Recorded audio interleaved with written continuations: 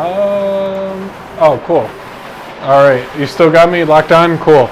I have a couple new topics that I added, basically like X number of ways to start selling your t-shirt brand today, and that's kind of using the like utility framework where you're not really adding in any fluff to the article. It's basically just going to be like 15 ways to start your t-shirt business now, and it'll be like a 1 to 2 paragraph for each different item on like how to start your t-shirt business, the steps to take to do it.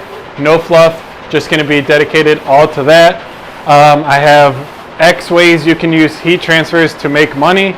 So again, another utility one, no fluff. It's going to be like 15 ways to use heat transfers to make like some extra money, start a side hustle, something like that. I think that could be a really useful, what they're calling power pages. So they're not exactly blog posts, but they're called power pages.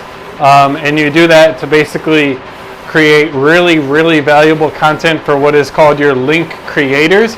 So this is kind of way different than the strategy that I had been taking before, and I think that most people take, where you're not really supposed to create content for your customers. You're supposed to create content for the people who can create links. So your customers are most likely just average everyday customers, and they don't really have a website that they could go ahead and link to your website from. So what they really mean by that is you want to create content that your link creators will then link to. So for my example, as a screen print and DTF supplier, I identified a few different people, basically people who blog about side hustles, like creating your own side hustle. I think that that could be a really good link creator. And then also my other main one is basically like crafting blog sites, like mom crafting blogs.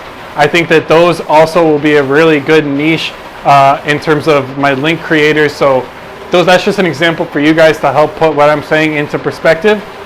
You're supposed to, and this is coming from like Brian Dean, who I think I've talked about in the last one of my recent videos.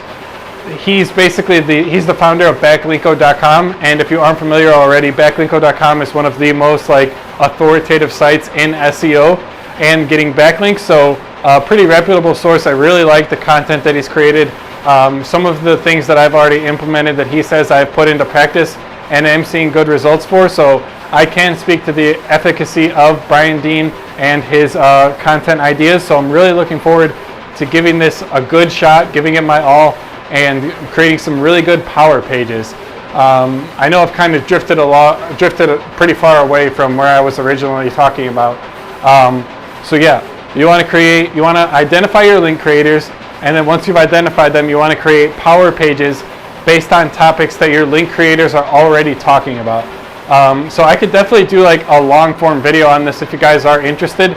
If you're interested in learning more about SEO for your business, please drop a comment being like, hey, I'm interested, maybe like this video, and I will go ahead and do a dedicated video related to that. But let me just finish up my point here. I got some good topics that I think will really work well for my link creators. Got those written down, and then I moved on in the course. The course is available for free at SEMrush. I can link that if you guys are interested. If you want to take that, the course is content-led SEO.